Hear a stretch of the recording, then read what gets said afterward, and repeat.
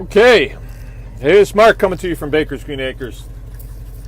And it's Monday, and I am doing one of my most favorite things in the world to do is plowing snow. And we got about 6 inches of fresh snow last night, and truck's warmed up, and I've already made the first couple of passes through, and been listening to some 70s tunes, and things are going well. This time of year, a lot of people get cabin fever. I've been seeing the telltale signs of cabin fever. I don't get it until March, and then I just get March madness. But anyway, that's happening now, and not much more that I can really talk about today. But you know, I do like to engage when I can. So I thought I would share a heartwarming story with you. And this is real life. This really happened. And it just finished up. While I was plowing here, I got a phone call and I took it. Okay, last Saturday, a woman that we sold a puppy to back in October, and I'll just use a fake name. Her name is Anne. Called, and she was in distress, or she emailed with a distressful situation that the dog that we had sold her, we raised Great Pyranees dogs, had gotten really big. They really love him, and he'd become part of the family, so he's been with them for 6 months, I guess. Would it be October, November, December, January, February? Well, 4 months. Be 6 months old. But they have another dog, and that dog's only 10 pounds. And when they play, it gets kind of rough, and the little dog was injured. Not badly, but it was kind of the tipping point for them.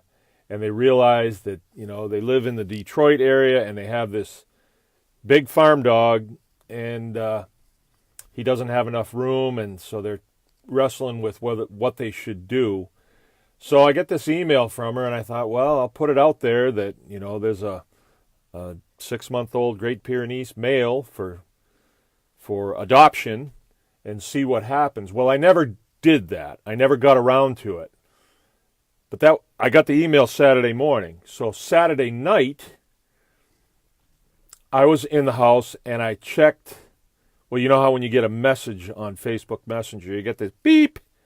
So I looked at it, and there was this other person, I'll just use a fake name, I'll call her Rebecca, was contacting me to see if we had any puppies, or we were going to have any puppies soon. And I said to her, well, there was a 6-month-old male that just came available. Here, let me rest that right there. Okay, I can rest my arm. 6-month-old male that just came available, and you know, it's a heartbreaking situation, really. I mean, when you have a dog, you love the dog, and I don't like to really be in the middle of those things, and I can't take another male here, not a full male.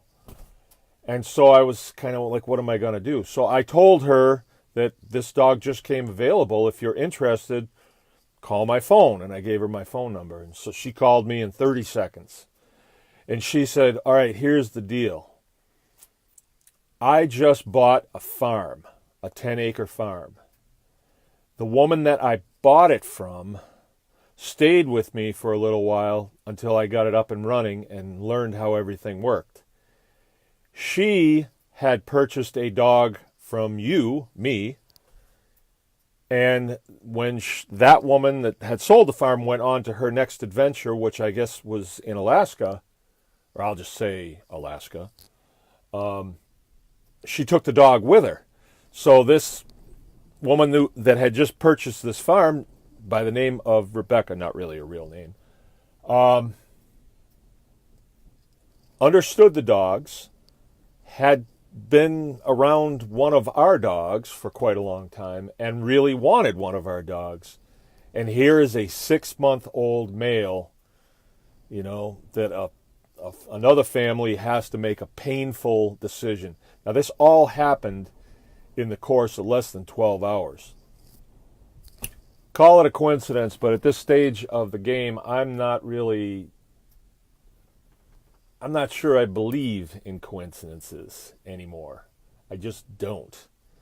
So I thought it was a heartwarming story. It made me feel good. There's a couple things going to come from it.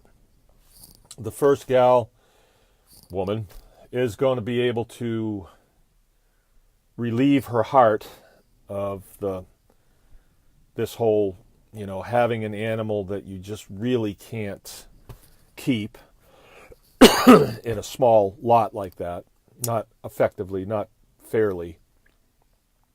And the other woman, Rebecca, who just got a farm and really needs a dog, is going to get a dog that's 6 months old. And,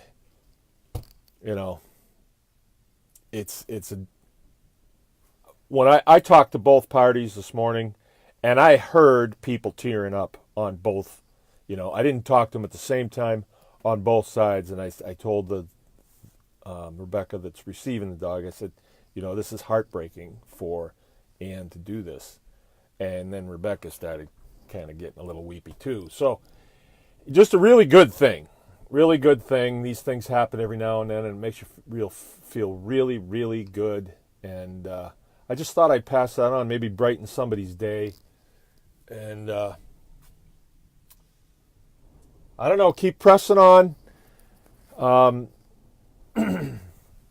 What I do is I think about green grass, and I think about the way it smells when I put my face down in it. And it helps me to get through this part of the winter that can be psychologically a little bit tough. Make sure you eat plenty of green vegetables, and just in your mind's storybook, go to other places, go to green pastures and warmer places, and think about what you're going to do.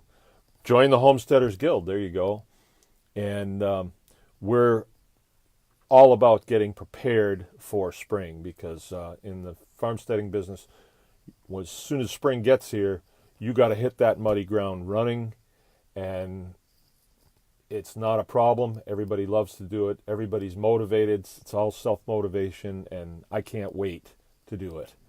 All right, this is Mark from Baker's Green Acres. Chin up, press on. Remember, anyone can farm.